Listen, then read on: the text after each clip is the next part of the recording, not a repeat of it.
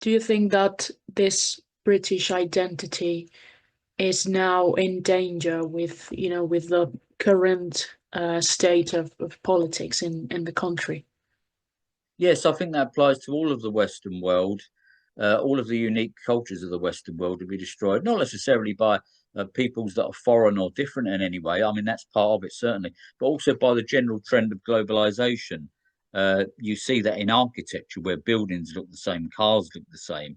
There seems to be a sort of a monochrome culture, a monoculture going across, and the identities of Britons and Frenchmen and Spaniards and Italians and Germans, indeed Americans and so on, are gradually being lost. They're becoming part of this amorphous mass under global capitalism. So certainly, yes, I Yeah. see dangers in that kind of national identity and the unique nations themselves being dissolved and lost. And what is your position on immigration? And of course, if you think that mass immigration is a threat and it constitutes danger also for the British people. Well, ultimately, the bulk of the peoples, especially non-European peoples, have a higher birth rate. Eventually, Yeah, they sort of swamp and absorb the British people, so we'd be a minority, then possibly face extinction. The other thing is there'll be all kinds of horrible and horrific civil disorders, possibly in the near future, that may come as the country becomes balkanized and unstable. Also, immigration doesn't improve living standards; it actually lowers them, lowers wages, and exacerbates unemployment. I don't blame immigrants for this. I blame greedy bosses and corporations for wanting to bring in cheap labour that they can manipulate very easily. Obviously, a lot of these countries they come from wouldn't understand social policies, wouldn't have trade unions or anything like that. So they're very yeah. easy to be used as a sort of quasi slave force. So there's the economic aspect as well. And as I said, more than anything else, it will totally change Britain's character out of what it's been for the last sort of 2,000 or sort of 3,000 years. So yes, immigration is a problem in terms of national and ethnic identity, but also a problem from an economic point of view for the British working class. Okay. And well, the last question is about there's a new party created by Nigel Farage, which is Reform UK, which is also very critical of immigration. Do you have any criticism of that party, or or maybe those conservative, those alternative parties that grew up from the conservatives? Most of those parties are, in the strict sense of the word, reactionary and almost fossilized. They don't have a clear, thought out policy or program for what they actually want to do. It's just a lot of sound bites and publicity shots, but they don't actually come together with a manifesto, you could say, for how the country should be in 5, 10, 20 years' time. On the subject of immigration, it's basically about controlling it, but they won't do anything about illegality or criminals or anything like that, or Yeah, even open up the debate in a sensible and fair way across the board. They just react to events. And as I said, long term, they won't do anything about immigration. I can guarantee that. Well, the other thing about them is they don't have any kind of socio-economic policies for ordinary people. Reform is largely made up of millionaires and their associates. They have no interest in the British working class, whether it's regarding housing or unemployment or other issues or health matters or anything like that. It's really about waving a flag in a very sort of random fashion, talking about immigration, but ultimately providing no solution. They're just another form of the Conservative Party, and again, they will bring decline and degradation yeah, to Britain. And as I said, in their case, reform, they don't have the full program, and they don't have anything to offer the British working class. yeah. Well, maybe this is too early, but what is your analysis of the new Labour government? I'm old enough to remember old Labour governments, where, as I said, there's a lot you disagreed with. But underlying old Labour governments, there was a basic vein of patriotism, but also concern for ordinary people, as I said, in terms of homes, health, and jobs, that kind of thing. This is just another version of what we've had the last 45 years, which is economic liberalism. So the policy Yeah. won't change at all. It'll all be about big business doing whatever they want. The ordinary worker, the ordinary man, woman, or child won't have much of a say, or certainly won't have an opportunity to improve themselves. New Labour talk a lot about growth, but they never talk about what you would do with the money if you actually obtained it, whether it will benefit ordinary people. They've never actually got to the root of I mean, not just New Labour, but all of these governments of the last 45 years of unemployment, which has been endemic, but it's hidden. You don't actually see it, or the rise in homelessness because there's a lack of public housing. But the New Labour government is one or two things that are not too bad in terms of their social policy. They might be a bit more friendly towards the trade unions. They might have better options or perhaps even reintroduce public housing. On the whole, I think they're largely a continuum of the previous governments, including Blair and Brown. As I said, very much they pay Yeah. homage to big business. They will never do anything radical like take on sort of central banks or big business or mass media in any way. It'll just be business as usual for them and their friends. Yeah. So what is the alternative you propose as the British Democrats?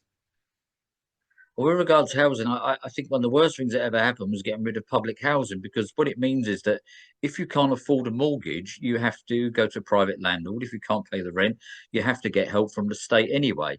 So it would have been better to retain a stock of public housing. For example, obviously, if you want to purchase a property, you should be given that opportunity. It gives you a sense of independence. Yeah. But also, if you can't, and certainly for families, there should be public housing. There's nothing shameful in it. There's nothing bad about it.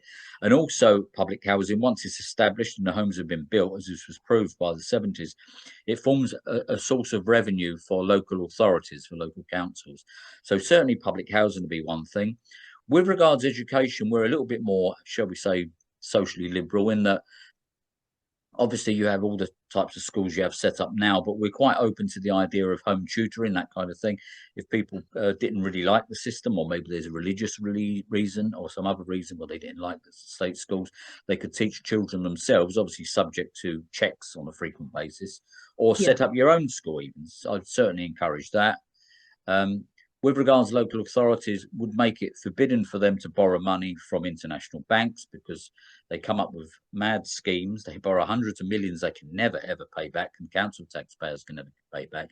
So it'd certainly put a stop there as well. We would have not complete import controls, but selective import controls. Things we can make in Britain, we would make here. Again, we used to be the workshop of the world. As I said, they wouldn't apply across the board, but they would apply to products that we can make. We would certainly put in place exchange controls, which were abolished 45 years ago by Margaret Thatcher, so that what happens is someone can come to Britain, make a fortune, say Amazon, for example, pay minimum wages, treat the work staff very badly, then walk out of Britain with several £1 million. We would make sure that they would have to pay tax before they could take the money out. So we would certainly bring back exchange controls. Yeah. We would look at different methods of how companies would operate. Obviously, you have solo business, you have family business or small companies, that kind of thing. Some things should be run by the state, for example, the railways or nuclear power or the post office. They're the kinds of things that really the state should be running, not left out to private business. In many respects, we try and do something on the line of workers' cooperatives, something we're strongly in favour of. It's something I used to read about in the 80s and 90s, was in Spain. I think it was in the Basque region or up near the Pyrenees. Is it Mondragon, I think? Yeah. Yeah, I that think place. so. Yes, so Yes. something along them lines, we'd certainly be in favour of sort of breaking down. So obviously, if it's your own little business, that's fine. But otherwise, we would look at the sort of worker cooperative element of it as well, with obviously the staff having shares in the company also that give them incentive to work harder. Another thing we'd look at is, whereas now most youngsters who first go to work are normally about 18, but we would look at some options of bringing the age down. Some kids are 16 are really not interested in any further education at all. They'd rather go to work, and we believe in giving them that opportunity, even on a part-time basis, if they want to go into work and start earning. And we train them not just in the world of call centres or sort of fast food jobs, but also in some of the advanced industries of electronics, aeronautics, pharmaceuticals, things like that. So proper education and training. And finally, we, unlike New Labour or the old Tories, would actually get to grips with central banks. We would try and make it as such that the state issues the credit, and we decide how the economy runs. whether it's going up or whether it's going down, we would issue the credit, and that credit will be interest free. So, in a nutshell, that's the general formula of sort of socio-economic policies for the British Democrats. I think you have supported Brexit. Is that right? Yes, we do, but not for all the sort of petty reasons. It's not a question of disliking Brussels bureaucrats or aspects of policy that are sometimes put in place, Yeah. or even the internal migration. The thing we object to with the European Union is that we see it as an antechamber to a world government. It's a stepping stage. More and more states will be absorbed. At one stage, David Cameron was talking about Kazakhstan being part of the European Union, or someone else mentioned North Africa. It gets bigger and bigger, and then you end up with a global government. And the global government would be an ultimate tyranny, especially with technology now. There'd be no escape from it. There'd be no political asylum. Yeah.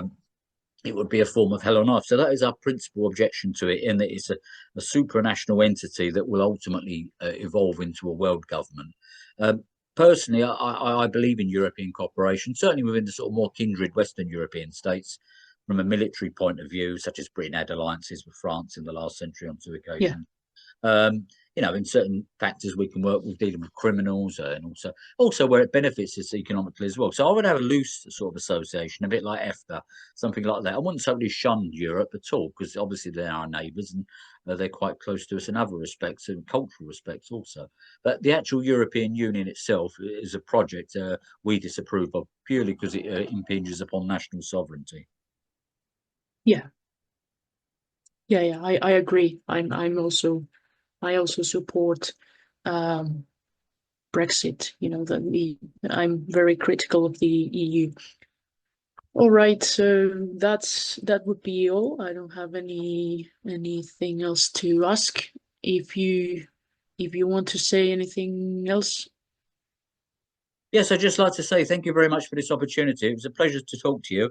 I mean, I looked at some of your stuff online, your blog and other bits and pieces that you've done. I found it fascinating. Yeah. Quality stuff, and good luck to you. Obviously, you have a different perspective to me, but it's important to look at these ideas and share them. The trouble is, in No, the but Western world, particularly Britain, is that there's no debate about anything serious. no, yes. I mean, my ideas, my own ideology is something that I don't mix with my work as a political analyst, so Yes, I noticed I that. I No, don't like to, but both things have to be in a sense that um, I don't like to say what I think about different policies or different issues when I'm with someone, talking to someone that has a total interesting perspective. Even if I don't agree, I think I find every single views and points of view and perspectives interesting. So that's the way I do my research, focusing on what the others say, not what I think. If no, I that's great. just No, as I said, you're totally objective, and I appreciate that, because in the past I've had to deal with. I Normally the worst in Britain is the BBC, because they want to interview you, but they look at you with yeah hatred. They ask questions in a very negative and belligerent manner, so you're not in the mood to talk to them, and it all fizzles out, and nothing constructive comes out of it. They're terrible, but you've been absolutely professional. You're a credit to what you're yes, doing now. that's what I'm trying to do. I'm always trying to do that. I've interviewed MPs from the Conservatives, from Labour. I've just received an email from a former Conservative MP to have an interview with him. Oh, So good for you. I'm always working on that, and I never, when I'm talking to the interviewee, I don't express my points of view. I just say, I just ask the questions and listen to what they have to say, which is what I want to do. I want to listen. I don't have, I don't have an opinion about every single matter, because it's impossible, and No, of course. there are many issues I don't know about, There are many issues that escape my my rationality. So maybe in some cases I have to research more on a particular issue, and that's the way it goes. But as far as I'm concerned, I think I've never had any problems with people from any perspectives or political parties. I've never had any problems because if you come to them with a positive attitude and you don't criticize their views, you're more likely to get a positive response, and that's why I like to do this, because there's a lot of things to learn from. There's a lot of different experiences and perspectives to learn from every single uh, representative of the political landscape. No, that's good. It's ultra professional. That's good. And I shall read your blog on a regular basis, honestly, because it's quite good. No, I don't publish anything else. I think that was just a period when I was doing a lot of focus on local elections, by elections, and so on. But I think I'm not doing that anymore. I'm just interviewing different politicians on these perspectives about British identity, all these things, Brexit and Scottish nationalism, all these important um, affairs you know from the British political landscape. That's great. Okay, Thank you. Thank you very much for your time today, anyway. thanks to you. No, pleasure. Take good care. Bye bye. Have a nice day. Bye. As well. Bye bye.